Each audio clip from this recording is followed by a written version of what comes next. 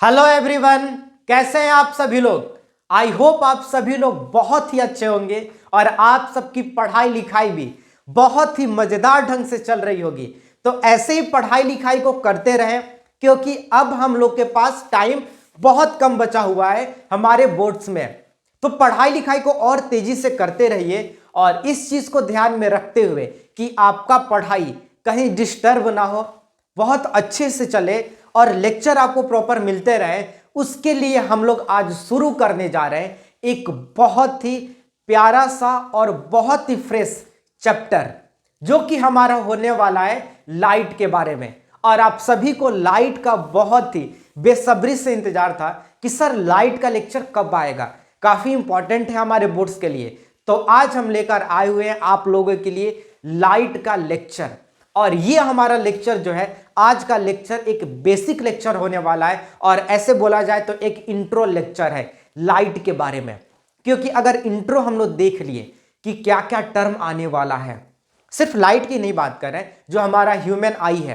क्योंकि light basically दो part में बटा हुआ है, एक रिफ्लेक्शन और दूसरा रिफ्रैक्शन, और इसके बाद है हमारा ह्यूमन आई। और ये जो तीनों चैप्टर्स है ये सभी एक दूसरे से लिंक है। तो इन तीनों चैप्टर को समझने के लिए हमें थोड़े बहुत जो टर्म होते हैं उनको आज ही देखना जरूरी है इस इंट्रो लेक्चर में।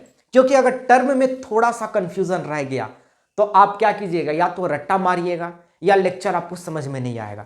तो आज बहुत ही हल्का फुल्का, और टर्म ऐसा नहीं कहीं से पहाड़ से टूट के आ रहे हैं, बहुत भारी भरकम है, नहीं, बहुत ही सिंपल सिंपल टर्म है। आप लोग सुने भी होंगे उन बहुत सारे टर्म के बारे में, लेकिन उनके बारे में डेप्थ में कभी नहीं गए होंगे।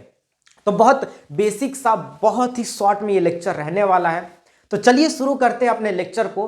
पर शुरू करने से पहले अगर आपको डाउट होगा तो आप कहां जाएंगे, आप जा सकते हैं यहां पे दिए हुए लिंक पे, फेसबुक, इंस्टा और टेलीग्राम का लिंक है, जहां पे ज्वाइन कर सकते हैं, जहां पे हम लोगों का सपोर्ट आप लोगों के लिए 100% होने वाला है। तो कोई भी डाउट हो तो यहां पे आके पूछ सकते हैं। तो चलिए लेक्चर को हम लोग शुरू करते हैं।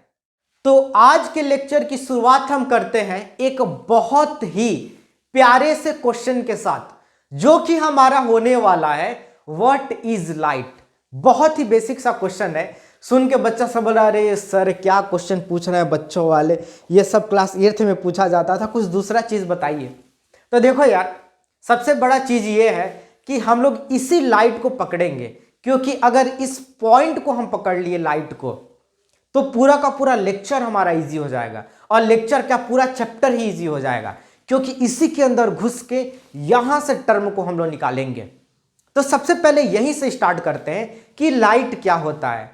और सभी के दिमाग में चल रहा होगा कि सर लाइट क्या, लाइट तो वही होता है जिसकी वजह से हम किसी भी चीज को देख पा रहे हैं। जो भी हमारे सराउंडिंग में ऑब्जेक्ट है, या जितनी भी हसीन दुनिया है, ये जितने भी हरी भरी दुनिया है, उन सभी चीजों को हम देख इसीलिए पा रहे हैं क्योंकि लाइट है। और जितने भी लिविंग थिंग है, प्लांट को छोड़ करके, वो सभी इस दुनिया को, इस हसीन समा को इसीलिए एंजॉय कर पा रहे हैं क्योंकि लाइट है। अगर लाइट नहीं होता तो हम लोग किसी भी चीज को नहीं देख पाते। ये तो बेसिक सा क्वेश्चन है, कॉमन सा क्वेश्चन है, इसको पूछने की क्या जरूरत है। तो इसमें हम थोड़ा सा और ऐड कर रहे हैं, और ऐड ये कर रहे हैं कि लाइट हमारा सिर्फ चीजों को देखने के लिए ही नहीं है, ये एक एनर्जी का फॉर्म भी है। कौन सा एनर्जी का फॉर्म है? लाइट एक एनर्जी का फॉर्म है। और आप लोग देखे भी होंगे एनर्जी का फॉर्म। अगर आप लोग ध्यान से देखे होंगे तो आजकल ग्रीन एनर्जी के बारे में बात किया जा रहा है। ग्रीन एनर्जी, कौन बात कर रहा है ग्रीन एनर्जी के बारे में? इलॉन मस्क का भाई, जो अभी ग्रीन एनर्जी करके एक कंपनी बनाए हुए है। उसमें क्या कर रहा है, हर जगह सोलर पैनल को जो है प्लांट कर रहा है। और सोलर पैनल से क्या किया जा रहा है, लाइट एनर्जी को इलेक्ट्रिकल एनर्जी में चेंज किया जा रहा है। तो ये एक एनर्जी का फॉर्म भी है, जहां से हम लाइट को यूज करके, जो सोलर लाइट है हमारा, जो सन का लाइट है, इस लाइट को यूज करके हम इलेक्ट्रिसिटी बना रहे हैं। सर ये भी जानते हैं, और कुछ बताइए। तो इसमें एक और चीज ऐड कर रहे हैं। अगर आप लोग सोर्सेस ऑफ एनर्जी चैप्टर नहीं पढ़े होंगे, जो कि आशा है कि नहीं पढ़े होंगे, क्योंकि डिलीटेड है, तो नॉलेज के लिए भी आप लोग नहीं पढ़ेंगे। सर डिलीटेड है, क्या पढ़ के जरूरत होगा? तो वहां पे एक पॉइंट दिया हुआ है, और वो पॉइंट ये है कि इस अर्थ पे अगर कोई अल्टीमेट सोर्स ऑफ एनर्जी है, क्या है? अल्टीमेट सोर्स, अल्टीमेट सोर्स है एनर्जी का, किसका? तो वो हमारा जो है लाइट है। कैसे सर? कैसे ये अल्टीमेट सोर्स ऑफ एनर्जी हो सकता है? फूड है, न्यूट्रिएंट है, मिनरल है, ये भी तो सोर्स ऑफ एनर्जी है। हम लोग खुद एनर्जी के सोर्स है, प्लांट भी एनर्जी का सोर्स है। ये सब चीज एनर्जी का सोर्स छोड़ के लाइट एनर्जी का सोर्स हो गया, जिसको हम लोग खाते पीते भी नहीं है। ये कैसे एनर्जी का सोर्स हो सकता है? अभी ठंडी का दिन चल रहा है, पालक हम लोग खाते हैं, पालक में जो आयरन होता है, ये भी सोर्स ऑफ एनर्जी है। या हम लोग शुगर लेते हैं, वो भी सोर्स ऑफ एनर्जी है। अलग अलग चीजें बोलते तो हमको समझ में आ सकता था, लेकिन ये लाइट इस अर्थ पे अल्टीमेट सोर्स ऑफ एनर्जी कैसे हो सकता है? तो देखो कैसे हो सकता है। अगर हम बात करें, हम जिंदा कैसे रह पा रहे हैं? हमको फूड मिल रहा है, हमको ऑक्सीजन मिल रहा है। ये दोनों चीजें कहां से मिल रही है? ये दोनों चीजें हमको प्लांट से मिल रही है। और अगर हम लोग एनिमल को भी खाते पीते हैं, जो नॉन वेजिटेरियन है, तो एनिमल पे अगर हम डिपेंडेंट है अपने फूड के लिए, तो एनिमल भी तो प्लांट पे डिपेंडेंट है। और ऑक्सीजन के लिए भी प्लांट पे डिपेंडेंट है, फूड के लिए भी प्लांट पे डिपेंडेंट है। यानी जो भी हम लोग हैं, ये सभी लोग कैसे भी करके, चाहे फूड हो या हमारा ऑक्सीजन हो, प्लांट पे डिपेंडेंट है। और प्लांट किस चीज पे डिपेंडेंट है? प्लांट डिपेंडेंट है फोटोसिंथेसिस पे। किस पे डिपेंडेंट है? फोटोसिंथेसिस। फोटोसिंथेसिस पे। और इस फोटोसिंथेसिस में हमको लाइट की जरूरत पड़ती है। और अगर लाइट नहीं हो तो फोटोसिंथेसिस नहीं होगा। और जो फोटोसिंथेसिस नहीं होगा तो प्लांट अपना फूड प्रिपेयर नहीं कर पाएगा। और अगर प्लांट मर गया, अब मान लो कि फोटोसिंथेसिस होना बंद हो जाए और सभी प्लांट मर जाए आज की आज, तो ना हमको ऑक्सीजन मिलेगा और ना ही फूड मिलेगा। फूड के बिना तो हम लोग 2-4 दिन 10 दिन तक जिंदा रह पाए, लेकिन ऑक्सीजन के बिना कितने देर तक जिंदा रह पाएंगे? तो अगर हम लोग जिंदा रह पा रहे हैं, इस अर्थ पे एनर्जी मेंटेन हो पा रही है, वो किसकी वजह से? लाइट की वजह से मेंटेन हो पा रही है। सर आप तो बायो में घुस गए। बायो में नहीं घुसे, लाइट का यूजेस बता रहा है कि क्या क्या जरूरी चीजें हैं लाइट। और जब ये इतनी जरूरी हो जाती है तो फिर तो इस पे रिसर्च बनता है। और इसको रिसर्च करने के लिए एक से एक महान साइंटिस्ट इसमें कूद पड़े, जिसमें न्यूटन सर का नाम आता है, हमारे आइंस्टीन सर का नाम आता है, मैक्सवेल, हाइजेनबर्ग, ये सारे लोग इसके पीछे रिसर्च करने के पीछे दौड़ गए कि क्या क्या चीज है और लाइट में। तो सबसे पहले जो निकल के आया, वो निकल के आया लाइट का स्पीड। क्या निकल के आया? लाइट का स्पीड। तो अगर हम लाइट की स्पीड की बात करें, किसकी? लाइट की स्पीड की। और कहां पे बात करेंगे? वैक्यूम में। किसमें? वैक्यूम। वैक्यूम का मतलब क्या होता है? वैक्यूम का मतलब होता है कि जहां पे कोई भी रेसिस्टेंस ना हो, ना एयर हो, ना कोई पार्टिकल हो, कोई भी रुकावट नहीं हो, तो वहां पे लाइट का स्पीड कितना होगा? तो वहां पे हमारा लाइट का स्पीड होता है 3 × 10⁸ मीटर पर सेकेंड। इतनी स्पीड से लाइट क्या करता है? ट्रेवल करता है। ये निकल के आया।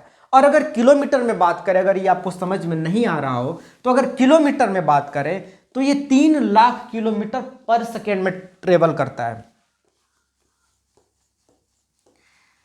किलोमीटर पर सेकेंड, यानी 3 लाख किलोमीटर पर सेकेंड। या तो आप इसको मान लीजिए 3 × 10⁸ मीटर पर सेकेंड, ये मीटर में वैल्यू है और ये किलोमीटर में वैल्यू है।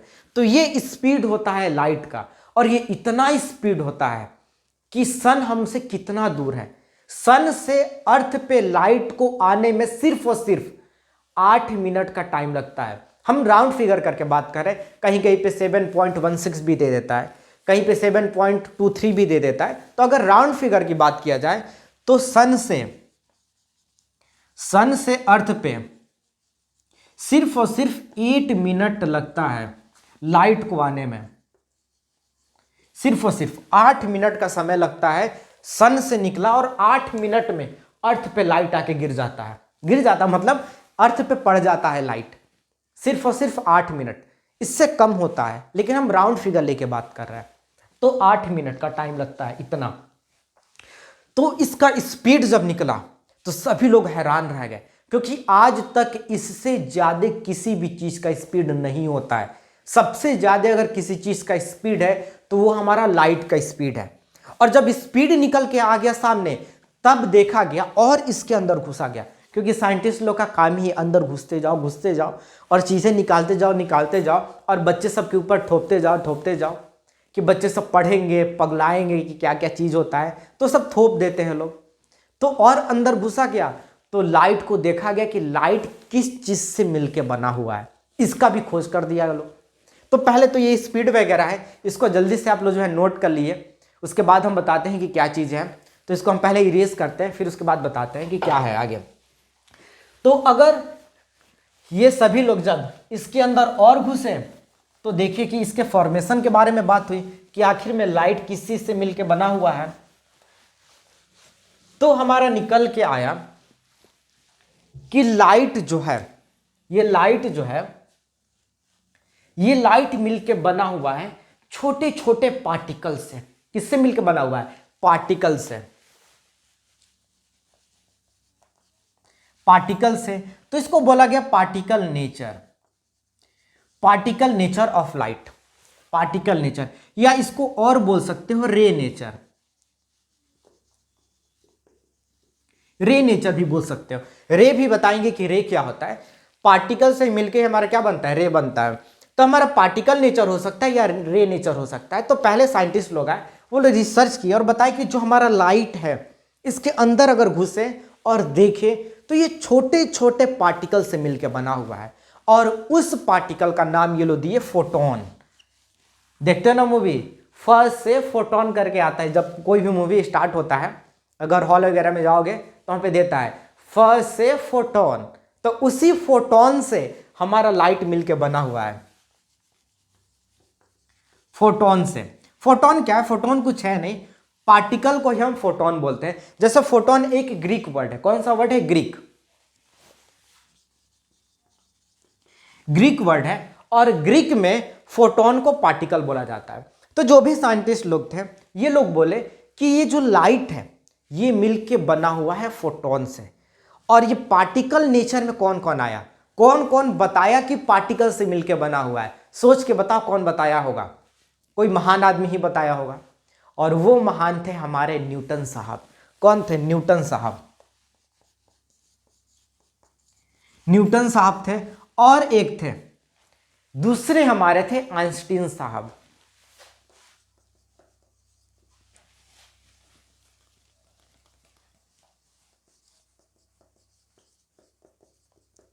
आइंस्टीन साहब, ये दोनों लोग बताए कि ये जो लाइट है ये फोटोन से मिलकर बना हुआ है, छोटे छोटे पार्टिकल से मिलकर बना हुआ है। और जब इनसे पूछा गया, अच्छा चलिए कोई कुछ उदाहरण वगैरह, एग्जाम्पल्स वगैरह दे के बताइए कि हम समझ पाए कि ये फोटोन या छोटे छोटे पार्टिकल से मिलकर बना हुआ है, तो ले हमारे सामने फेंक के मारे ये 3 पॉइंट। पहला पॉइंट बोले कि आप सभी लोग लाइट के रिफ्लेक्शन के नेचर को जानते हैं। बोले हाँ सभी लोग जानते हैं। तो बोले कि रिफ्लेक्शन जो होता है क्या होता है? अगर रिफ्लेक्शन, आप लोग भी पढ़े होंगे, अगर हम यहां पे एक मिरर को रख दें जो कि हमारा सॉलिड है, अगर लाइट यहां से आता है तो टकराने के बाद क्या होता है? इधर की तरफ निकल जाता है। तो ये क्या शो कर रहा है? अगर कोई पार्टिकल होगा तभी तो टकराने के बाद इधर जाएगा। अगर जैसे ये मार्कर हो गया, अगर हम ये मान लीजिए एक सरफेस हो, इस मार्कर को हम मारे, यहां पे आके टकराने के बाद दूसरे डायरेक्शन में जाएगा, यानी ये क्या होगा? ये पार्टिकल है, कोई सॉलिड चीज है, तभी तो इस पर टकरा के इधर चला जा रहा है। और लाइट भी टकराने के बाद दूसरे डायरेक्शन में जाता है कि नहीं जाता है? तो सभी लोग बोले हाँ हाँ ये तो बात आप सही बोल रहे हैं। तो बोले कि लो रिफ्लेक्शन, हम प्रूफ करके दे दिए। अब बोले कि यहीं तक नहीं रुकते, एक और टर्म बताते हैं। तो पहला टर्म बताए रिफ्लेक्शन को।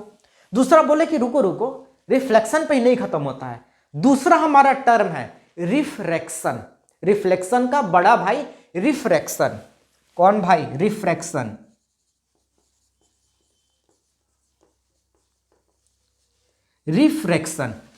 रिफ्रैक्शन क्या? ये तो पूरा का पूरा हमारा एक चैप्टर होने वाला है, तो इसको हम बताएंगे कि क्या होता है। देख ले एक बार, आप लोग को दिखाई दे रहा है कि नहीं दे रहा? हाँ दिखाई दे रहा है सभी को।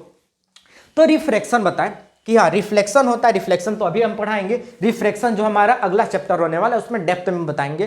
तो बस याद रखिए कि हमारा जो है रिफ्रैक्शन है। और तीसरा पॉइंट ये लोग बोले कि आप सभी लोगों ने, जैसे हम यहाँ पे अगर हाथ रख दें यहाँ पे लाइट, तो आप लोग देख रहे होंगे कि यहाँ पे व्हाइट बोर्ड पे पीछे परछाई बन रहा होगा, यानी इसका शैडो बन रहा है। तो ये बोले कि जो शैडो बन रहा है किसी भी चीज का, ये शैडो भी बताता है कि लाइट हमारा क्या है, पार्टिकल से मिलकर बना हुआ है। क्योंकि अगर हम किसी भी चीज को रख रहे हैं और लाइट जो इस पे पड़ रहा है वो लाइट इसके पीछे नहीं जा रहा है, तो यानी इस सरफेस से टकरा के अलग अलग डायरेक्शन में लाइट चला जा रहा है, जिसके वजह से पीछे हमारा क्या हो गया, शैडो बनना स्टार्ट हुआ। यानी ये तो पार्टिकल नेचर ही शो कर रहा है। यानी एक तो रिफ्लेक्शन हो रहा है, यहाँ पे टकरा के जा रहा है तो रिफ्लेक्शन, और दूसरा इस रिफ्लेक्शन की वजह से शैडो बन गया। क्या बन गया, शैडो बन गया। तो ये जो शैडो बन रहा है पीछे, ये शैडो भी बताता है कि ये चीज क्या है, ये जो लाइट है ये हमारा पार्टिकल से मिलकर बना है। पार्टिकल यानी फोटोन से मिलकर बना है। तो दूसरा यानी थर्ड पॉइंट, सॉरी दूसरा नहीं, जो थर्ड पॉइंट था ये बताएं, कास्टिंग शैडो। शैडो यानी जो भी शैडो बन रहा है, ये शैडो हमारा क्या है, पार्टिकल नेचर या फोटोन के नेचर को क्या कर रहा है, बता रहा है। और पूरा एकदम सभी लोग खुश, वाह क्या आप लोगों ने बात बोला। लेकिन ये जो खुशी बहुत दिनों तक नहीं चला, क्योंकि और भी साइंटिस्ट लोग गुस्साए हुए थे, अरे तुम ही अकेले अकेले जो है नाम ऊंचा नहीं करोगे, हम लोग भी अपना नाम बनाएंगे। वो लोग रिसर्च करते रहे और उसमें दो नाम जो सबसे आगे निकल के आया, वो हमारा निकल के आता मैक्सवेल और हाइजेनबर्ग। किसका निकल के आता है, मैक्सवेल या मैक्सवेल और हाइजेनबर्ग। मैक्सवेल और हाइजेनबर्ग, ये दो लोग जो थे, मैक्सवेल और हाइजेनबर्ग, ये लोग बोले कि नहीं नहीं, आप जो कह रहे हो वो तो हम मानते हैं कि लाइट जो है पार्टिकल से मिलकर बना हुआ है, लेकिन सिर्फ ये कह देना कि लाइट पार्टिकल से ही मिलकर बना हुआ है, ये गलत बात है न्यूटन साहब, ऐसा नहीं है। लाइट जो है कुछ और भी नेचर को शो करता है। और वो बोले कि लाइट जो है वो वेव के नेचर को शो करता है। आप सभी लोगों ने वेव के बारे में पढ़ा होगा, साउंड जब पढ़ा होगा क्लास 9th में, तो साउंड ऐसे ही चलता है ना, वेव के फॉर्म में। तो जो वेव के नेचर को ये लोग बताएं, ये लोग बोले कि नहीं, लाइट जो है एक वेव है। और कैसा wave, electromagnetic wave, EMV, electromagnetic wave. EMV मतलब इलेक्ट्रोमैग्नेटिक वेव होता है। अब इलेक्ट्रोमैग्नेटिक वेव क्या होता है इसके बारे में बताया जाएगा। पहले ये समझ लो कि ये जो लोग बोले, ये बताए कि नहीं पार्टिकल से मिलकर बना, और बाद में गुस्सा कि ये लोग खोज कर दी कि नहीं पार्टिकल ही नहीं वेव से मिलकर बना हुआ है, यानी वेव के नेचर को भी शो करता है। तो ये लोग पूछा, जब सभी लोग साइंटिस्ट यानी ये लोग पूछे कि बताओ कैसे कैसे वेव शो कर रहा है, दिखाओ थोड़ा सा, तभी तो हम मानेंगे कि हाँ ऐसे ही आके बोल के चले जाओगे और सबको कंफ्यूज कर दोगे, हम मान जाएंगे। तो बोले रुको रुको, हम लोग भी अपने साथ में कुछ प्रूफ लेके आए हुए हैं जो कि बताएगा कि लाइट जो है पार्टिकल के साथ साथ वेव को भी शो करता है, और उसके बाद आप डिसाइड कीजिएगा कि क्या है और क्या नहीं है। तो ये लोग अपने प्रूफ में सबसे पहला जो पॉइंट फेंके वो था डिफ्रैक्शन। ये नया नाम सुने होंगे तो घबराना नहीं, बताते हैं सभी को, डिफ्रैक्शन। दूसरा पॉइंट फेंके इंटरफेरेंस,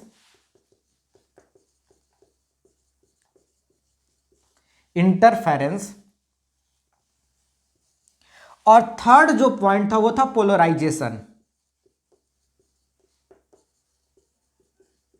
पोलराइजेशन। ये 3 पॉइंट फेंके लोग। अब इसमें से देखो, हम लोग को इस सब के बारे में पढ़ना नहीं है, लेकिन डिफ्रैक्शन हम बता देते हैं। तो सबसे पहले ये 3 पॉइंट फेंके लोग और एक्सप्लेन भी किए लोग, और वो हो गया सारा चीज कि नहीं वेव से भी बना हुआ है। एक एग्जाम्पल देके हम समझाते हैं जो कि हमारा डिफ्रैक्शन का होने वाला है। किसका होने वाला है, डिफ्रैक्शन का। अब देखो, अगर घर पे भी इस एक्सपेरिमेंट को तुम कर सकते हो। वो एक्सपेरिमेंट हमारा ये है कि मान लो कि ये हाथ नहीं है, ये मान लो कि ये कार्डबोर्ड है, कोई भी कार्डबोर्ड मान लो, दीवार मान लो, और इसमें क्या करो, होल कर दो, एक होल कर दिए इधर से। अब क्या करो, यहां से एक जो है लाइट लो, टॉर्च ले लो, कोई भी बल्ब ले लो, और जो इसके पीछे जो भी कमरा है, जैसे ये दीवार हो गया या कार्डबोर्ड हो गया, कुछ भी हो गया, इसके पीछे जो भी होगा, यहाँ पे लाइट मत बंद करो, लाइट ऑफ कर दो, लाइट पूरा का पूरा बंद कर दो, मत बंद नहीं करो, बंद को कर दो, बंद कर दो लाइट को। यानी समझ लो ये हमारा एक दीवार होने वाला है, इसके पीछे एक रूम होने वाला है। ये जो है ये एक रूम है जिस रूम में लाइट क्या है, बंद है, और हम दीवार के इस साइड है। हम क्या किए, ड्रिल मशीन लिए और ड्रिल कर दिए इसमें, और ड्रिल करने के बाद यहाँ से हम टॉर्च जलाए। अब देखो जब यहाँ से होल से जब लाइट इस रूम में जाएगा, जो कि कमरा हमारा अंधेरा होने वाला है, जो अंधेरा है, होने वाला नहीं है, जो अंधेरा है। अब ये बताओ कि जितना होल यहाँ पे रहेगा और इसके सामने जो दीवार होगा, जैसे यहाँ से लाइट निकलेगा तो रूम में क्या सिर्फ जितना होल है उतना ही लाइट जाएगा, कि होल से निकलने के बाद लाइट ऐसे जाएगा? सोच के बताना। इस होल से अगर हम यहाँ से लाइट जलाए तो लाइट क्या होगा, जितना ये होल है, जो छोटा सा होल है, तो उतना ही लाइट आएगा, उतने ही एरिया में लाइट आएगा, कि वहां से होल से लाइट निकलेगा और क्या होगा, जो दीवार पे लाइट पड़ेगा वहां पे जो भी लाइट पड़ेगा उस होल से बड़ा लाइट का एरिया कवर करेगा। यानी दीवार पे जो लाइट होगा, जितना दूर दीवार पे लाइट पड़ेगा वो उस होल से बड़ा एरिया होगा। होता है कि नहीं होता है?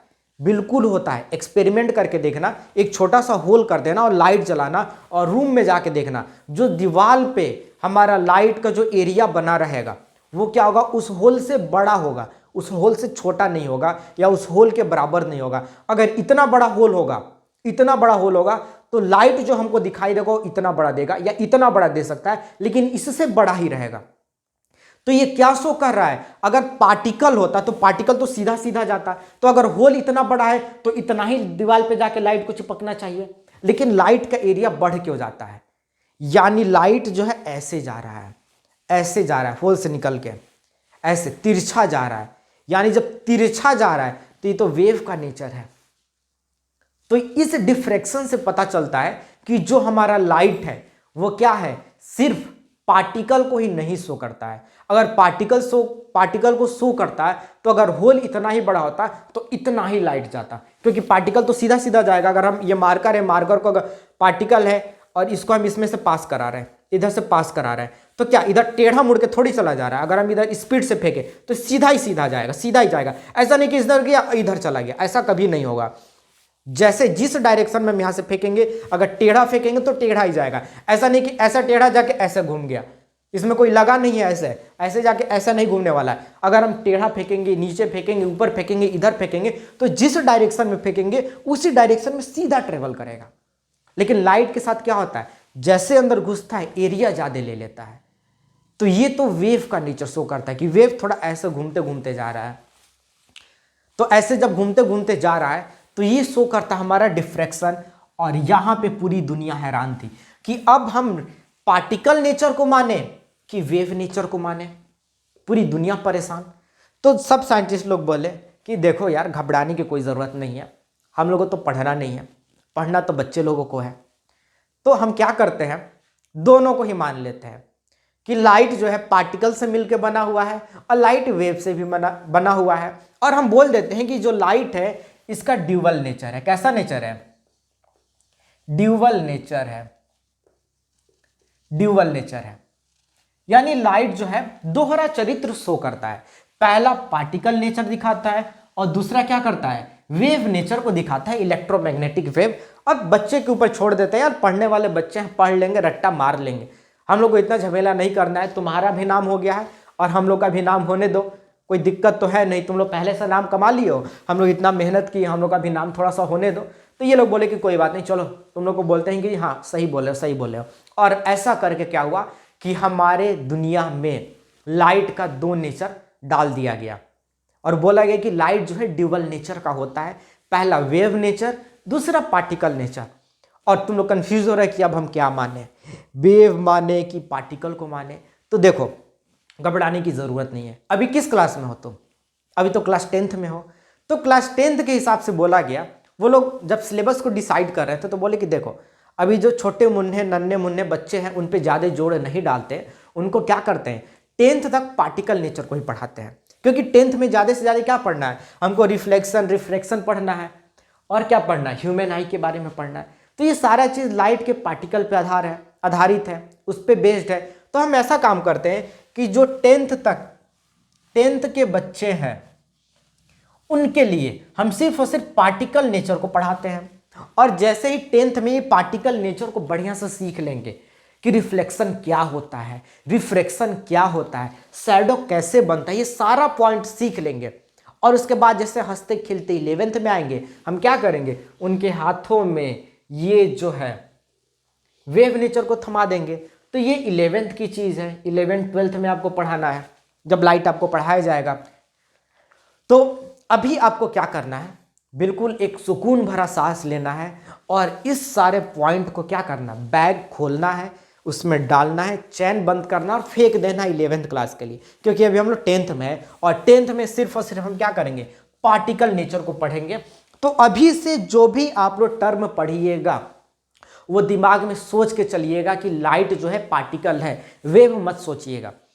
पेपर में पूछता है कि हाँ लाइट का ड्यूअल नेचर ऑफ लाइट क्या होता है, तो बस वहां पे एक्सप्लेन कर दीजिएगा कि लाइट का जो ड्यूअल नेचर होता है, एक जो है पार्टिकल नेचर बोल सकते हैं, रे नेचर बोल सकते हैं, या फोटोन बोल सकते हैं। तो इसका नेचर में ये 3 आता है, रिफ्लेक्शन, रिफ्रैक्शन और कास्टिंग शैडो।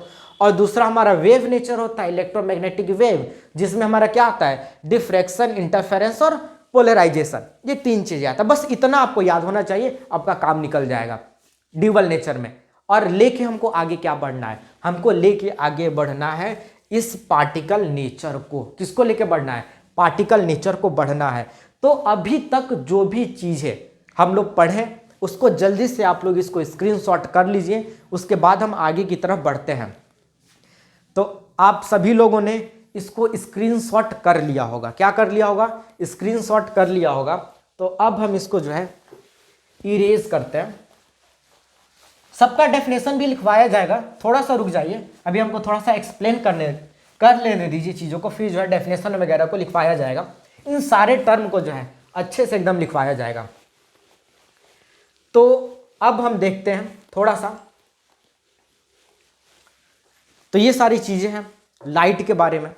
अब हम देखते हैं यहाँ पे कि जब इतनी सारी बातें हो गई कि लाइट है, उसका स्पीड है, स्पीड के बाद इसका ड्यूअल नेचर है, अब लोग पूछा कि लाइट चलेगा कैसे, वेव के जैसा चलेगा कि सीधा सीधा चलेगा, क्योंकि 2 नेचर आ गया हमारे सामने, हम किस चीज को माने। तो अभी आप क्लास 10th में हो तो आप यही मानिएगा कि लाइट जो है रेक्टिलिनियर प्रोपोगेट करता है। कैसा प्रोपोगेट करता है, रेक्टिलिनियर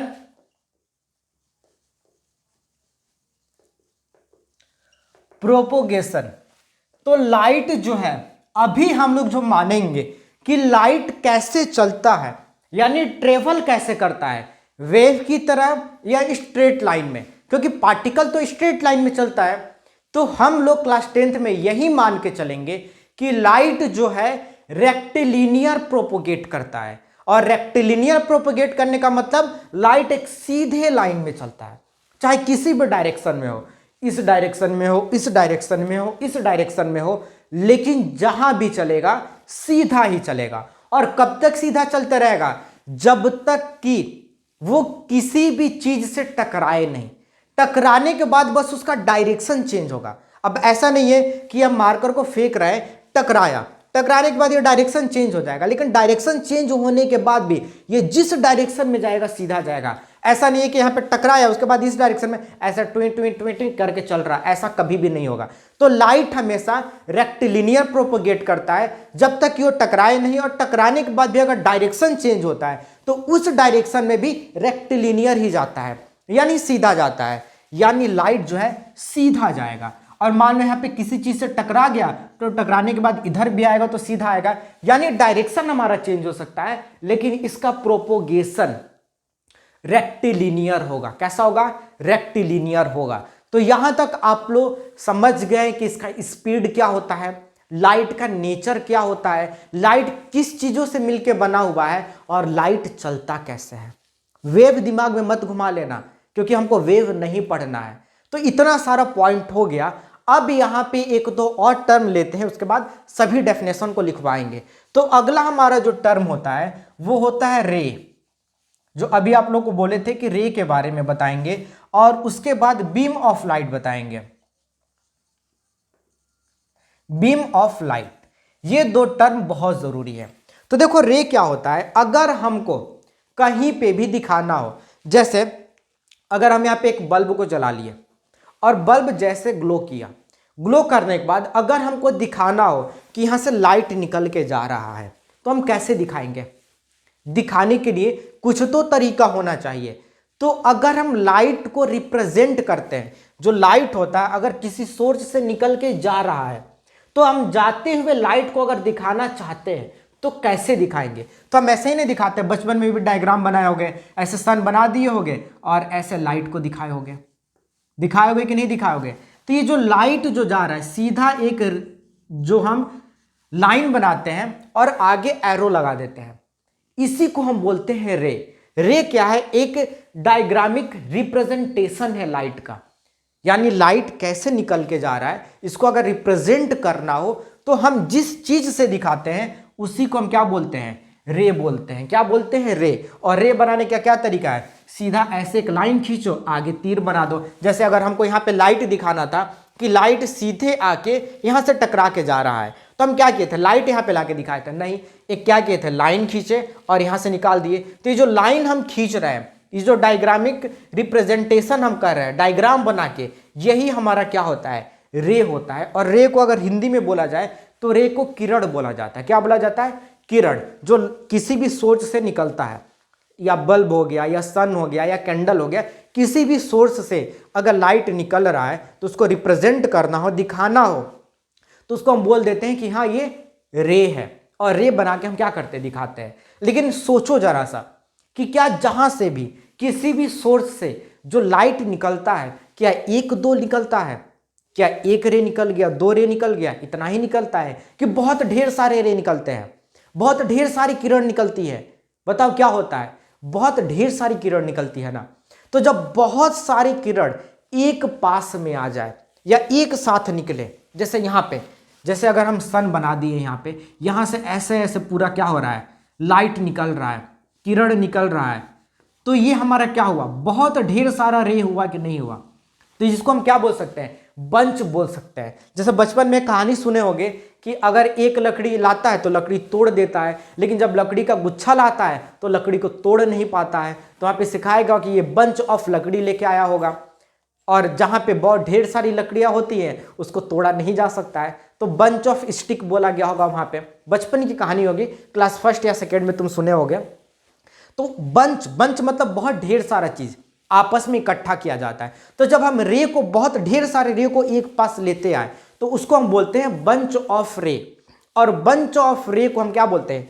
बीम ऑफ लाइट बोलते हैं। क्या बोलते हैं? Beam of light. और अगर कभी रात में ड्राइविंग वगैरह पे गए होगे या घूमने फिरने भी गए होगे, या तो ड्राइव कर रहे होगे या पीछे सीट पे बैठे होगे या बगल में बैठे होगे, देखते होगे जब वहां से कोई ट्रक या कोई गाड़ी आती होगी, अब बहुत तेज लाइट अगर निकल के उधर से आता होगा तो ड्राइवर बोलता होगा अरे सामने वाला बहुत हाई बीम लाइट मारा है।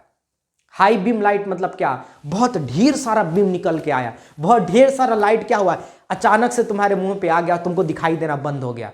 तो जो बीम बोला जाता है हाई बीम, मतलब हाई बीम में क्या होता है? बहुत ढेर सारा लाइट एक ही बार निकल के क्या होता है? कहीं जाना शुरू कर देता है। तो उसी को बंच ऑफ रे को क्या बोलते हैं? बंच ऑफ रे को हम बोलते हैं बीम ऑफ लाइट।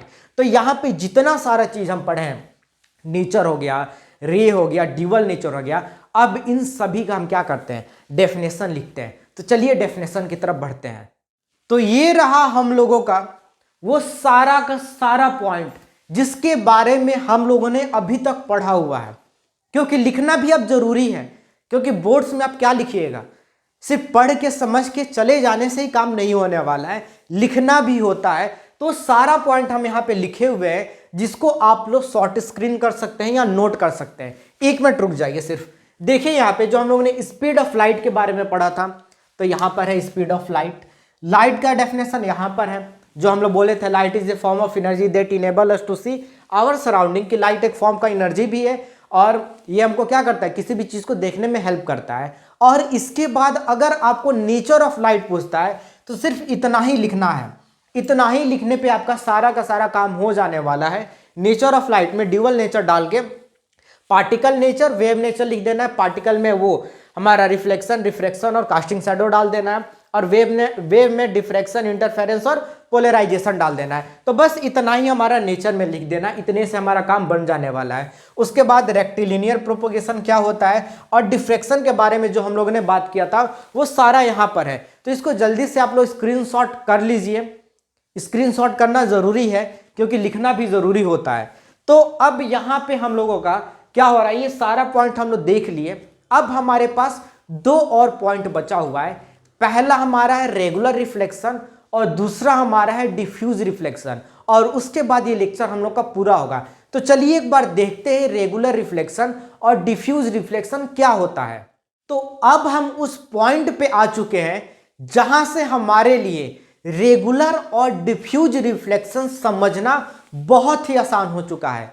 लेकिन यहां से आगे बढ़ने के लिए, ताकि और अच्छे से हम रेगुलर और डिफ्यूज रिफ्लेक्शन समझ पाए, उसके लिए आपको रिफ्लेक्शन का बेसिक नॉलेज होना चाहिए कि रिफ्लेक्शन ऑफ लाइट होता क्या है।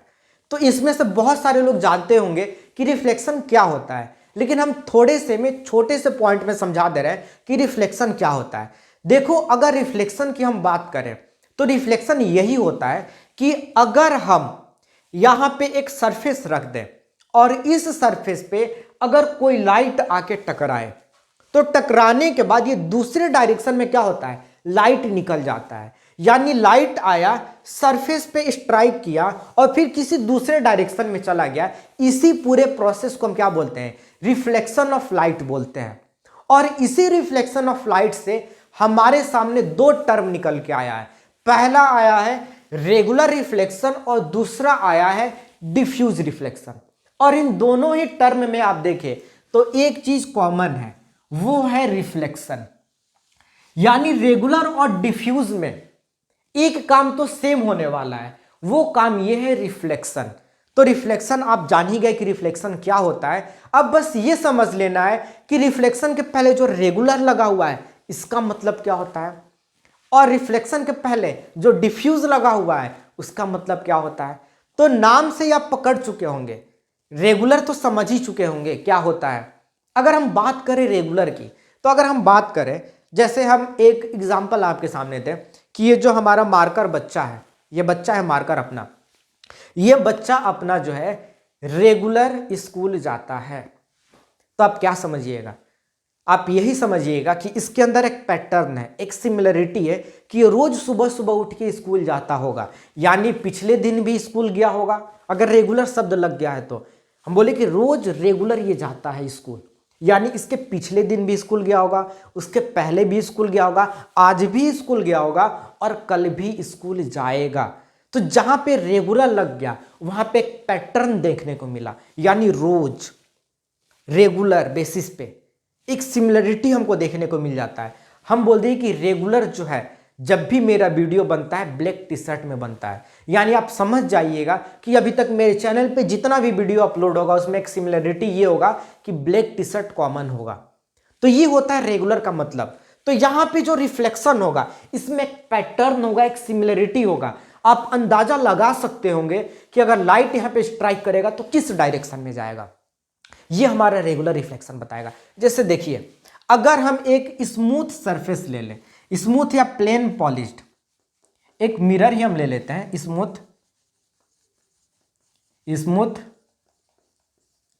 एक स्मूथ सरफेस ले लिए। अब हम यहां पे एक रे ऑफ लाइट बना रहे हैं, एक लाइट यहां पे आया और यहां से टकरा के इस डायरेक्शन की तरफ चला गया, ये हमारा। और हम बोले कि यहां पे जो भी लाइट आएगी रेगुलर रिफ्लेक्शन शो करेगी। तो अगर हम बोले कि देखो यार, यहां पे एक और लाइट आके यहां से क्या हुई, टकराई, और बताओ ये कहां जाएगी, तो आप बोलिएगा जाएगी कहां, जिस डायरेक्शन में ये लाइट गई हुई है उसी डायरेक्शन में क्या होगा, दूसरा भी लाइट हमारा चला जाएगा, जो रे ऑफ लाइट है वो भी चला जाएगा। यहां हम बोले एक और रे ऑफ लाइट यहां पे स्ट्राइक की, तो ये भी क्या होगा, इसी डायरेक्शन में, यानी जिस डायरेक्शन में हमारा फर्स्ट रे ऑफ लाइट गया उसी डायरेक्शन में सेकेंड जाएगा, थर्ड जाएगा, या इसके बाद जो भी रे ऑफ लाइट इस पे पड़ेगा वो क्या होगा, उसी डायरेक्शन में जाएगा। ये हो सकता है कि भले डिस्टेंस थोड़ा थोड़ा शिफ्ट हो, डिस्टेंस क्या हो, थोड़ा थोड़ा ज़्यादा हो, लेकिन जो डायरेक्शन होगा हमारा एक ही डायरेक्शन होगा। जैसे यहाँ पे 10 बच्चे हैं और 10 बच्चों को बोला जाए कि आप सभी लोग ईस्ट के साइड में जाइए, यानी पूरब के साइड मूव कीजिए। यानी हम भी पूरब के साइड जा रहे हैं, दूसरा बच्चा भी जा रहा है और तीसरा भी बच्चा जा रहा है। तो भले हम लोग के बीच में एक डिस्टेंस हो सकता है, लेकिन हम लोग का डायरेक्शन क्या होगा, एक ही डायरेक्शन होगा। यानी 10 बच्चे हम लोग क्या होंगे, ईस्ट के साइड यानी पूरब के साइड क्या होगा, जाएंगे। तो ये यहाँ पे सिमिलरिटी शो होता है, तो जिसको हम बोलते हैं रेगुलर रिफ्लेक्शन। और अगर हम बात करें डिफ्यूज, तो यहाँ पे डिफ्यूज, आप लोग यहाँ पे फ्यूज बल्ब को देखे होंगे, उस फ्यूज बल्ब से कुछ कुछ यहाँ पे मिल रहा है, फ्यूज डिफ्यूज। और फ्यूज बल्ब क्या करता है, कभी बहुत तेज जल जाएगा, कभी बहुत डीम जलेगा, कभी जलेगा बुझेगा, कभी ज़्यादा देर तक जलेगा, कभी ज़्यादा देर तक बुझा रहेगा। यानी इसमें कुछ पैटर्न होता ही नहीं है। मन किया तेज लाइट कर देगा, मन करेगा डीम करेगा, मन करेगा मीडियम लाइट करेगा, मन करेगा 2 मिनट के लिए जलेगा भी नहीं, मन करेगा जलेगा बुझेगा, चलेगा बुझेगा बहुत फास्ट में। यानी इसका कोई पैटर्न नहीं होता है। तो वहां पे जो फ्यूज बल्ब हो जाता है उसी से मिलता जुलता हमारा डिफ्यूज है। यानी यहां पे हमको कुछ भी पैटर्न इस रेगुलर के जैसा देखने को नहीं मिलेगा। यानी यहां पे जो हमारा और यहां पे जो सरफेस होगा, एक और बात, यहां पे हम स्मूथ या प्लेन पॉलिश्ड सरफेस लिए, तो यहां पे जो हम सरफेस लेंगे वो कैसा सरफेस होगा, वो रफ सरफेस होगा। तो अगर रफ सरफेस पे अगर लाइट पड़ रही है, यही लाइट अगर रफ सरफेस पे पड़नी शुरू हो गई, तो वहां पे जो रिफ्लेक्शन होगा वो रिफ्लेक्शन डिफ्यूज रिफ्लेक्शन होगा। वहां पे क्या होगा, अगर लाइट यहां पे आई तो हो सकता है ये इधर की तरफ चली जाएगी, यानी इसका डायरेक्शन इधर के साइड हो जाएगा। या हो सकता है ये लाइट आई, ये इधर की तरफ चली गई। क्या दोनों में डायरेक्शन सेम है, बिल्कुल भी नहीं है। या हो सकता है कि एक लाइट इधर से आई और ये दोनों के अगेंस्ट इधर की तरफ चली गई। भले लग सकता है कि ये दोनों एक है, लेकिन क्या करें, हमारे पास जो 3D डायग्राम है नहीं। मान लो कि ये किधर चला गया, इसको थोड़ा सा यहाँ से हटाते हैं और इसको इधर के साइड हम भेज देते हैं। तो लाइट यहाँ पे आया और ये क्या हो गया, इस डायरेक्शन की तरफ चला गया। इसको यहाँ से हटाते हैं। यानी आप देख रहे हैं एक लाइट इधर गया, एक लाइट इधर गया और एक लाइट क्या हुआ, इधर की तरफ चला गया। यानी यहां पे कोई भी डायरेक्शन फिक्स नहीं है। तो इस टाइप के रिफ्लेक्शन को हम बोलते हैं डिफ्यूज रिफ्लेक्शन। और यहां पे आप लोगों को एक क्वेश्चन पूछ रहे हैं कि क्या हमारे विजन के लिए या हमारे लाइफ के लिए अगर हम बात करें कि कौन सा रिफ्लेक्शन ज्यादा यूजफुल है, रेगुलर या डिफ्यूज। और आप लोग सोच रहे हैं सर ये भी कोई क्वेश्चन पूछने का है, रेगुलर ही होगा। तो ऐसा बिल्कुल भी नहीं है। रेगुलर भी और डिफ्यूज भी दोनों ही बहुत ही जरूरी है। अब सिचुएशंस अलग हो सकता है कि कहीं रेगुलर रिफ्लेक्शन का ज़्यादा इंपॉर्टेंस हो और कहीं पे डिफ्यूज रिफ्लेक्शन का ज़्यादा इंपॉर्टेंस हो, लेकिन दोनों का ही इंपॉर्टेंस है हमारे लाइफ में। और बताते हैं कि कैसे है। मान लो अगर हम रेगुलर रिफ्लेक्शन का एग्जाम्पल लेते हैं, तो रेगुलर रिफ्लेक्शन क्या, अगर हम किसी भी चीज़ को देखते हैं, मान लो कि अगर हम शीशा में खुद को देखना चाहें तो कैसे हम देख पाते हैं। सबसे पहले क्या होता है, मेरे शरीर से यानी मेरे ऊपर लाइट पड़ता है, ये लाइट शीशा में जाता है। क्या होता है, मेरे ऊपर लाइट पड़ता है और ये लाइट क्या होता है, शीशा में जाता है और फिर शीशा से रिफ्लेक्ट होके मेरे आंखों में आता है। तब हम अपने आप को शीशा में देख पाते हैं, क्योंकि हमारे अंदर से तो लाइट निकल नहीं रहा है। अगर हाँ, हम अगर सूरज और कोई भी स्टार होते तो अगर हमारे अंदर से लाइट निकलता तो डायरेक्ट लाइट क्या होता, शीशा पे पड़ता, फिर हमारे आंखों में आता। लेकिन हम तो यहाँ पे लाइट जो है निकाल नहीं रहे, इमिट कर नहीं रहे, तो कहीं से आर्टिफिशियल लाइट मेरे ऊपर पड़ेगा, हम उसको क्या करेंगे, शीशा की तरफ रिफ्लेक्ट करेंगे और फिर शीशा में लाइट जाएगा तब मेरी आंखों पे आएगा। क्योंकि हमको मेरा जो इमेज होगा वो तो शीशा में बनेगा, तो मेरे बॉडी से लाइट जब तक शीशा में नहीं जाएगा, फिर वहां से लाइट मेरे आंखों में नहीं आएगा, तब तक हम देख नहीं सकते हैं। तो लाइट मेरे ऊपर पड़ा, बल्ब का, कैंडल का, सन का, किसी भी चीज का लाइट पड़ा, मेरे बॉडी के ऊपर पड़ा, यहां से क्या हुआ, शीशा में गया और शीशा से क्या हुआ, मेरे आंखों में आया। तो हम क्या किए, अपने आप को शीशा में देख पाए। अब रेगुलर रिफ्लेक्शन को यहीं पे यूज करते हैं। अब शीशा है और शीशा क्या करता है, रेगुलर रिफ्लेक्शन करता है, क्योंकि प्लेन पॉलिश्ड सरफेस है। अब जो भी लाइट शीशा पे पड़ेगा, सारा का सारा लाइट एक ही डायरेक्शन में भेजेगा। अगर इधर भेज रहा है तो इधर भेजेगा, सीधा भेज रहा है तो सीधा भेजेगा, इधर भेज रहा है तो इधर भेजेगा। चाहे कहीं से भी लाइट उस पे जाए, एक ही डायरेक्शन में क्या करेगा, भेजेगा। अगर तो अगर हमको शीशा के सामने खुद को देख पाना होगा तो हमको शीशा के सामने ही खड़ा होना पड़ेगा, या तो यहाँ पे या यहाँ पे या क्या होगा यहाँ पे। इसी के साइड में अगर हम खड़े होते हैं तो जो भी लाइट जाएगा मेरे बॉडी से शीशा से वो रिफ्लेक्ट करेगा, तो मेरा आंख उसको क्या करेगा, कैच कर लेगा, क्योंकि वो तो सीधे सीधे रिफ्लेक्ट करेगा एक ही डायरेक्शन में। अगर हम शीशा से बहुत दूर इधर खड़े हो गए, अब क्या होगा, मेरे बॉडी से तो लाइट शीशा पे जाएगा और वहां से लाइट अगर जिस डायरेक्शन में रिफ्लेक्ट कर रहा है, जिस भी डायरेक्शन में, क्योंकि मेरे साइड तो नहीं करेगा, क्योंकि लाइट वो एक ही पैटर्न में जाएगा, एक ही डायरेक्शन में जाएगा। तो अगर पड़ा तो इधर की तरफ चला आया, तो यहाँ पे तो मेरा आँख है नहीं, मेरा आँख तो यहाँ पर है, तो हम नहीं देख पाएंगे खुद को शीशा में, और नहीं देख पाते हैं हम लोग। शीशा में खुद को देखने के लिए एक सामने, शीशा के सामने थोड़ा सा साइड बाय साइड थोड़ा सा एडजस्ट करके हम लोग खड़ा हो सकते हैं, या तो सीधा या थोड़ा इधर उधर करके, तभी हम खुद को देख पाते हैं। अगर हट के खड़े हो गए तो मेरे बॉडी से तो लाइट जाएगा लेकिन हम खुद को नहीं देख पाते, क्योंकि शीशा पे जो भी लाइट पड़ता है वो फिक्स डायरेक्शन में लाइट को क्या करता है, रिफ्लेक्ट करता है। तो वहां पे जिस डायरेक्शन में रिफ्लेक्ट कर रहा है वहां पे हमारा आंख भी तो होना जरूरी है। तो इस वजह से हम क्या होता है, जब शीशा के सामने खड़े होते हैं तभी हम किसी चीज को देख पाते हैं, खुद को देख पाते हैं। अगर साइड हो जाए तो हम खुद को भी शीशा में नहीं देख पाएंगे। हम शीशा को देखेंगे लेकिन मेरा इमेज शीशा के अंदर नहीं दिखाई देगा। लेकिन अगर हम बात करें ठीक इसके उल्टा, अगर हम एक रूम के किसी भी कॉर्नर पे खड़े होते हैं तो उस कॉर्नर से हम पूरे रूम को देख पाते हैं। ये क्यों होता है? जबकि शीशा में हम कहीं से खड़े होकर खुद को नहीं देख पाते हैं, लेकिन अगर हम रूम के किसी भी कॉर्नर में खड़े हो जाए तो रूम में जितना भी सारा चीज़ है उन सारे चीज़ को हम क्या करते हैं, देख पाते हैं। वो इसलिए हो पाता है क्योंकि रूम हमारा बहुत रफ होता है, बहुत सारा कॉपीज़ होता है, पेन होता है और पर्दे लगे होते हैं, दीवार होती है, फैन होता है, हम लोग खुद होते हैं, हम लोग कपड़ा जो पहने रहते हैं रफ होता है, अब उतना भी स्मूथ तो होता नहीं है, अलग अलग चीज़ हम लोग का जो है, शूज़ होता है, जो स्लीपर्स होता है, बेड होता है, या कुछ भी टीवी वगैरह लगा हुआ है, या जो भी चीज़ें हैं रूम के अंदर, बॉटल हो गया, जो भी चीज़ें हो गया, वो सारे रफ सरफेस के कैटेगरी में आते हैं। यानी हर जगह प्लेन चीज़ तुमको नहीं दिखाई देगा। जैसे मेरा बॉडी है, जैसे चश्मा पे पड़ा, यहाँ पे लाइट पड़ा, यहाँ पे लाइट पड़ा, यहाँ पे लाइट पड़ा, यहाँ पे लाइट पड़ा, मेरे कड़े पे लाइट पड़ गया, ये सारा रफ के कैटेगरी में आ जाएगा। क्योंकि लाइट पड़ने के बाद अलग अलग डायरेक्शन में क्या करेगा, लाइट को भेजना शुरू करेगा। तो अब यहाँ पे क्या होता है, जब बहुत सारा रफ सरफेस हमारे अगल बगल होता है तो लाइट क्या होता है, हर डायरेक्शन में घूमते रहता है, हर डायरेक्शन में घूमते रहता है, जिसकी वजह से हम कॉर्नर में भी खड़े होके सारी चीज़ों को देख पाते हैं। तो अगर यहाँ पे अगर रेगुलर रिफ्लेक्शन अगर होता है यहाँ पे रूम में, तो क्या होता है, किसी भी चीज को देखना होता तो उसके सामने जाके हमको खड़ा होना पड़ता है, क्योंकि जो भी लाइट उस पर पड़ता एक फिक्स डायरेक्शन में लाइट को क्या करता है, रिफ्लेक्ट करता है। तो अगर हमको किसी भी चीज को देखना पड़ता, जैसे इस मार्कर को देखना पड़ता, तो मार्कर जिस डायरेक्शन में लाइट को रिफ्लेक्ट कर रहा है हमको उसी के सामने जाके क्या होना पड़ता, खड़ा होना पड़ता, तभी मार्कर दिखाई देता, वरना नहीं दिखाई देता। लेकिन ये डिफ्यूज रिफ्लेक्शन के कारण, क्योंकि इसके ऊपर हर डायरेक्शन से लाइट आके क्या हो रहा है, स्ट्राइक कर रहा है, और ये भी हर डायरेक्शन में लाइट को क्या कर रहा है, भेज रहा है, जिसके वजह से हम यहाँ पे भी खड़े तो यहाँ पे भी लाइट को भेज रहा है, हम कहीं और खड़े होंगे, कहीं और खड़े होंगे, कहीं और खड़े होंगे, तो हर डायरेक्शन में लाइट को क्या करेगा, यहाँ से ये भेजेगा। तो जिसकी वजह से हम इस मार्कर को या किसी भी चीज़ को खड़े होके, रूम के किसी भी कॉर्नर पे खड़े होके सारी चीज़ों को आसानी से देख पाते हैं।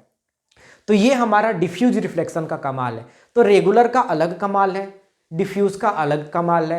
अगर मान लो कि शीशा में हम खड़े हो जाएं और वहाँ पे डिफ्यूज रिफ्लेक्शन होने लगे तो पता चले कि अभी तुम्हारा सर दिखाई देगा, अभी पैर दिखाई देगा। जब पैर दिखाई दे रहा है तो सर नहीं दिखाई दे रहा, क्योंकि लाइट कहीं और डायरेक्शन में चला गया।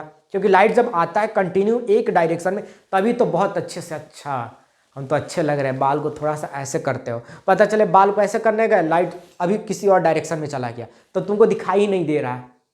पता चले कि मुझ को ऐसे कर रहे हो तो तक लाइट किसी दूसरे डायरेक्शन में चला गया, रिफ्लेक्ट कर दिया। अब कुछ देर के लिए तुमको लाइट दिखाई नहीं दे रहा है, फिर कुछ देर के बाद दिखाई दिया, तो ऐसे क्या होता है, ब्लर विजन आ जाता है। तो रेगुलर का अलग कमाल है, डिफ्यूज का क्या है, अलग कमाल है। और ये दोनों ही जब मिल जाती हैं तो हमारे लाइफ को बहुत ही खूबसूरत बना देती है, बहुत ही खूबसूरत। तो हम एक पास में खड़े होकर किसी चीज़ को बहुत देर तक भी देख पाते हैं और कॉर्नर पे भी खड़े होकर सारी चीज़ों को क्या करते हैं, देख पाते हैं। तो ये रेगुलर और डिफ्यूज दोनों ही कमाल की चीज़ है। और लेक्चर खत्म करने से पहले अभी तो इसका डेफिनेशन भी लिखवाएंगे, पर एक क्वेश्चन और करते हैं। जैसे फ्यूज बल्ब का हम एक एग्जाम्पल दिए थे कि कभी लाइट ज़्यादा होता है, कभी कम होता है। तो अगर हम बात करें कि दो रूम है, एक रूम है जिसमें लाइट लगा हुआ है, वहाँ पे डीम लाइट है, और दूसरा रूम है जहाँ पे लाइट जो लगा हुआ है वो ब्राइट लाइट है। तो ये डीम लाइट और ब्राइट लाइट का मतलब क्या हुआ? तो अभी आप लोग क्या पढ़े थे, लाइट के किस नेचर के बारे में, पार्टिकल, और पार्टिकल यानी फोटोन के नेचर को पढ़े थे। तो जहां पे लाइट डीम है, लाइट क्या है, डीम है, वहां पे हमारा फोटोन क्या है, फोटोन क्या है, लेस अमाउंट में है। यानी वहां से उस रूम में जो लाइट का सोर्स है वहां से फोटोन कम निकल रहा है। यानी डीम बल्ब है, यानी उस बल्ब से, लाइट से फोटोन बहुत कम निकल रहा है। और जहां पे ब्राइट लाइट है, ब्राइट लाइट है, यानी जिस रूम को हम ब्राइट रूम बोले, वहां पे जो फोटोन है वो क्या है, बहुत ज्यादा है। यानी वहां से उस बल्ब से या उस किसी भी ऑब्जेक्ट से जो लाइट को क्या कर रहा है, प्रोड्यूस कर रहा है, वहां पे जो फोटोन का नंबर है वो ज्यादा है। यानी डीम लाइट में फोटोन कम निकल रहा है, इस वजह से वो कमरा हमारा क्या हो रहा है, डीम हो जा रहा है, कम लाइट वहां पे प्रेजेंट है। और जो कमरा हमारा ब्राइट है वहां पे जो लाइट का सोर्स है वहां पे फोटोन क्या हो रहा है, ज्यादा निकल रहा है। इसीलिए रूम हमारा क्या है, ब्राइट है। क्योंकि कोई भी चीज जो ब्राइट और डीम होता है या लाइट होता है वो किस पे डिपेंड करता है, हमारे नेचर ऑफ फोटोन पे। अगर फोटोन यहां से ज्यादा निकलने लगे तो ये रूम और लाइटेड हो जाएगा, और अगर फोटोन जो है लाइट से कम निकलने लगे, लाइट मतलब बल्ब हो गया या हमारा कैंडल हो गया, यहां से अगर कम फोटोन निकलने लगे तो हमारा रूम क्या हो जाएगा, डीम हो जाएगा, यहाँ पे थोड़ा सा अंधेरा आना शुरू हो जाएगा। तो एक कॉन्सेप्ट यहाँ पे पकड़ लिए, डीम लाइट में फोटोन कम होता है, ब्राइट लाइट में फोटोन क्या होता है, ज्यादा होता है। तो अभी जो भी चीज हम लोग पढ़े थे, regular reflection, diffuse reflection, ray of light और बीम ऑफ लाइट, इन सब का डेफिनेशन यहाँ पे आपको मिलेगा। तो अभी तक जो हम लोगों ने पढ़ा वो सारा डेफिनेशन यहाँ पर है। तो बात करते हैं हम अपने पहले पॉइंट की, जो कि हमारा रे लिखा हुआ है। रे का मतलब क्या होता था, रे में बताए थे कि अगर कहीं पे भी हमको लाइट को दिखाना होता था कि लाइट यहां से निकल के जा रहा है, तो हम एक लाइन खींचते थे और वहां पे एरो लगा देते थे। वही हमारे यहाँ पे लिखा हुआ रे ऑफ लाइट के बारे में। उसके बाद हम लोगों ने बीम ऑफ लाइट के बारे में देखा था, और बीम ऑफ लाइट के बारे में रेगुलर रिफ्लेक्शन और डिफ्यूज रिफ्लेक्शन भी हम लोगों ने देख लिया था। तो यहाँ पे वो सारा डेफिनेशन है जिसको आप लोग स्क्रीनशॉट कर सकते हैं, नोट कर सकते हैं। तो जल्दी से आप लोग इसको स्क्रीनशॉट ले लें या नोट कर लें। तो यहाँ पे आप लोगों ने ये सारा काम कर चुका होगा।